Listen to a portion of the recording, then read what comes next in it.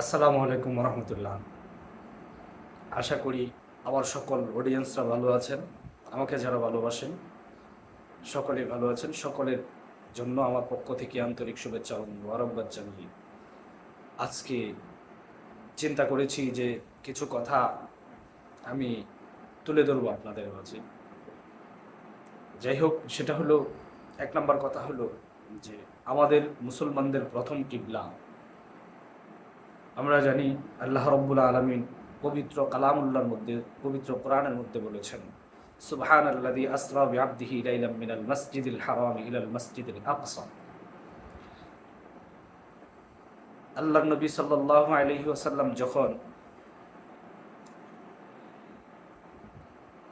মেরাজে গিয়েছিলেন তখন মসজিদে হারাম থেকে মসজিদে আকসা পর্যন্ত ভ্রমণ করিয়ে আল্লাযী বারাকনা হাওলাহু লিনুরিয়াহু মিন আয়াতিনা, এভাবে আয়াত বহুত লম্বা, এত বিশ্লেষণ করার মতো যথেষ্ট পরিমাণ জ্ঞান আমার হয়তোবা নেই। তারপরেও আমি যেটুকু বলছি সেটা হলো যে মসজিদে আকসা হলো মুসলমানদের প্রথম কিবলা।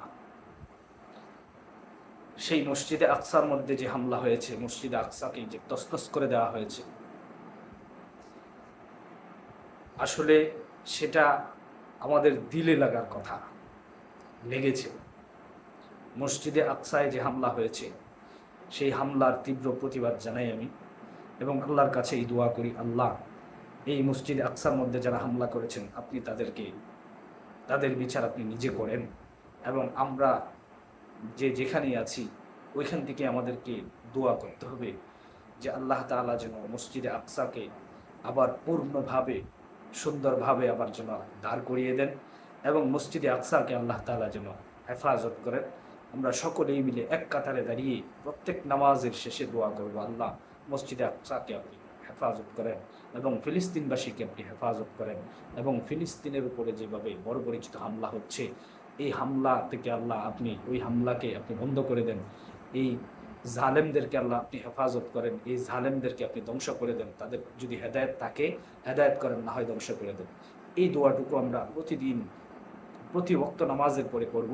আর সবচেয়ে বড় কথা হলো যে ফিলিস্তিনি আপনার ইসরায়েলি যত পণ্য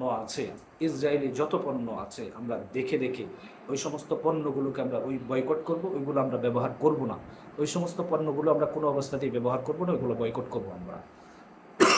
ওইগুলোর দিকে যাব না। যাই হোক, সকলকে ধন্যবাদ।